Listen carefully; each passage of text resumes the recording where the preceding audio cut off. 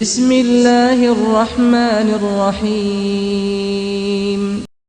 اگر آپ دین اسلام کی روشنی میں اپنی زندگی کو سنوارنا چاہتے ہیں تو سبسکرائب کیجئے ہمارے یوٹیوب چینل کو اور مت بھولیے بیل آئیکن دبانا تاکہ ہماری ہر نئی ویڈیو کی روشنی اب تک سب سے پہلے پہنچے۔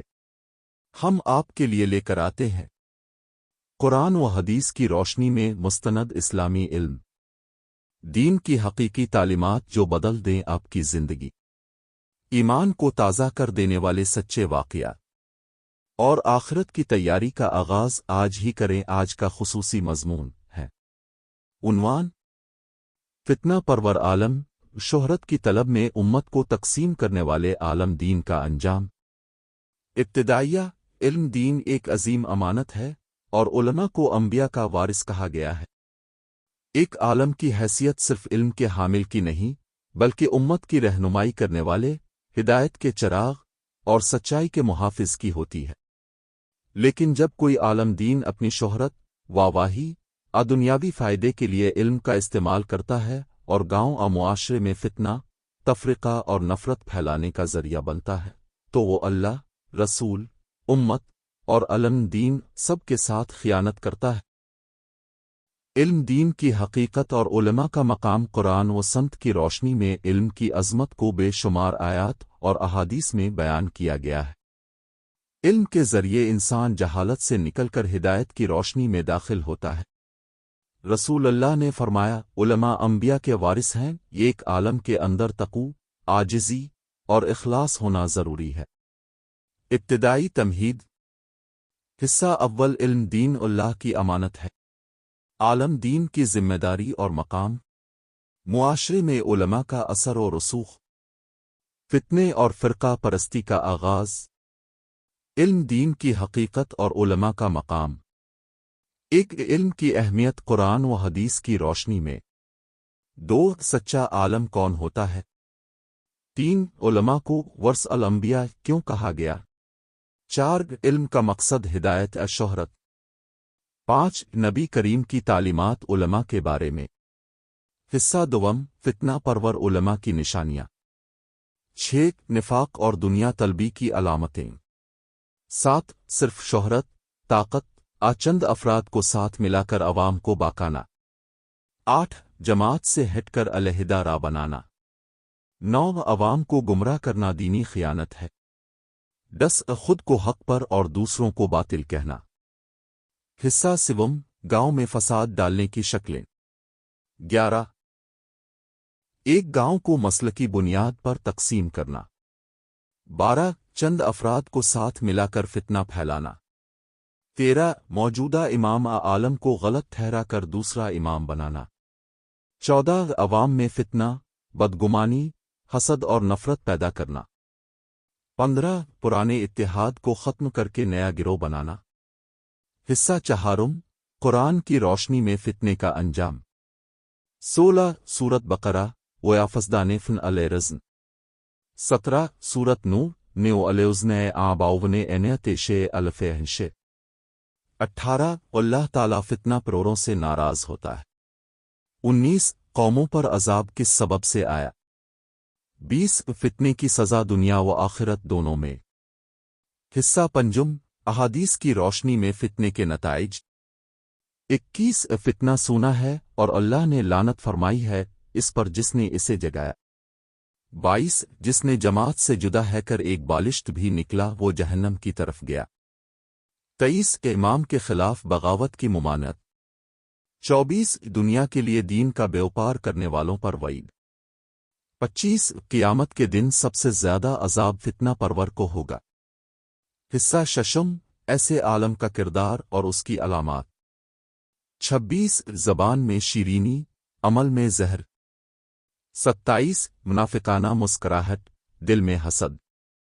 28، خود کو حق کا علمبردار ظاہر کرنا۔ 29، عوام کے جذبات سے کھیلنا۔ 30، مال و شہرت کے لیے دین کا سودا۔ حصہ ہفتم، اسلام میں اتحاد کی اہمیت۔ 31، سورت العمران واعتصموا بحبل اللہ جمیعا۔ 32، نبی کریم کی جماعت میں اتحاد کی تلقین۔ 33 ایک امام، ایک جماعت، ایک صف۔ 34 تفریق ڈالنے والا مسلمان نہیں۔ 35 قوموں کی تباہی کی وجہ باہمی اختلاف۔ حصہ ہشتم ایسے عالم کا انجام۔ 36 دنیا میں رسوائی۔ 37 قبر کا عذاب۔ 38 قیامت کے دن علماء سوگ کے منہ پر آ۔ 39 کے علم حجت بنے گا وبال۔ 40 وہ عالم جس نے علم بیچا۔ حصہ نہم سچے علماء کا طرز عمل۔ 41 عاجزی، تقو، اخلاص۔ 42 فتنوں سے بچانا، نہ پیدا کرنا۔ 43 حق بات کہنی، خود کو نفع نہیں دیکھنا۔ 44 جماعت کا ساتھ دینا۔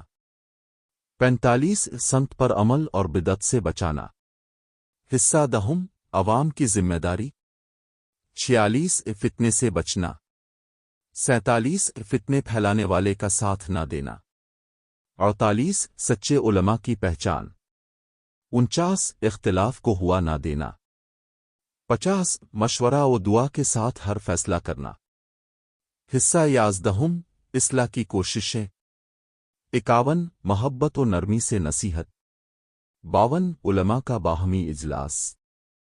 53 عوامی بیداری پروگرام۔ 54 سوشل میڈیا کا محتاط استعمال۔ 55 مدرسوں اور مساجد کی حفاظت۔ حصہ دوازدہم مکمل انجام اور عبرت۔ 56 دنیا میں ذلت، آخرت میں جہنم۔ 57 فتنے سے دین تباہ۔ 58 چند افراد کی واواہی کا انجام رسوائی۔ 59 علم کا غرور ہلاکت کا سبب۔ 60 سچے لوگوں کا انجام ہمیشہ اچھا۔ 61 فتنے سے دین اور دنیا دونوں برباد ہوتے ہیں۔ 62 عالم اگر فتنہ پرور ہو جائے تو پورا گاؤں تباہ ہو سکتا ہے۔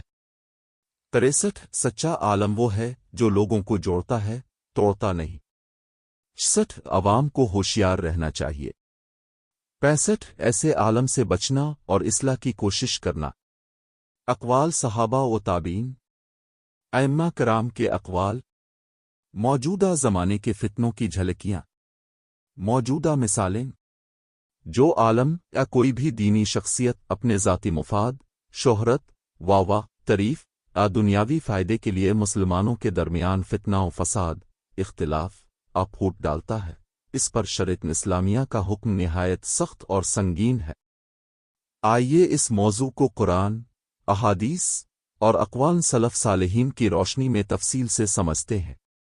قرآن مجید کی روشنی میں ایک فساد پھیلانے والوں پر اللہ کی لعنت۔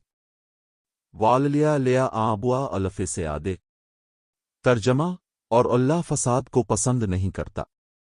سورۃ البقرہ 205۔ 2 جو لوگوں کو تقسیم کرے، اس کا انجام بارہ ہو۔ ترجمہ جنہوں نے اپنے دین میں فرقے بنائے اور گروہ ہو گئے، اب کا ان سے کوئی تعلق نہیں۔ سورۃ الانعام 159۔ احادیث نبویہ کی روشنی میں ایک افتراق و انتشار کا فتنہ۔ من خرج ان التا وفارق الجاماتو فمت مات متجال۔ ترجمہ جو اطاعت سے نکلے اور جماعت کو چھوڑے اور مر جائے، وہ جاہلیت کی موت مرا۔ صحیح مسلم 1848۔ 2 مسلمانوں کے درمیان فساد ڈالنے والا منافق ہے۔ میں نے خیبے بے امرا علی زوجنی و عبدالف علی سیند نے فل سے منوا۔ ترجمہ جو کسی کی بیوی کو شوہر کے خلاف یا غلام کو آقا کے خلاف بھڑکائے، وہ ہم میں سے نہیں۔ سنن ابی دیود 2175۔ 3 فتنہ انگیز کی سزا۔ الفتن نام لان علیل منزے۔ ترجمہ فتنہ سویا ہوا ہے، اللہ کی لعنت ہو اس پر جو اسے جگائے۔ کنز العمال، علماء و سلف صالحین کے اقوال۔ 1 امام حسن بصری رحمہ اللہ۔ فتنہ وہ ہے جو دلوں کو خراب کر دے، اگر کسی کے علم سے امت میں پھوٹ پڑے تو وہ علم نہیں، آزمائش ہے۔ 2 امام مالک رحمہ اللہ۔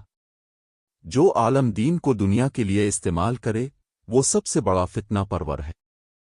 3 شیخ الاسلام ابن تیمیہ رحمہ اللہ عالم اگر اخلاص سے محروم ہو جائے تو وہ علم کے ذریعے سب سے زیادہ خطرناک فتنہ برپا کرتا ہے۔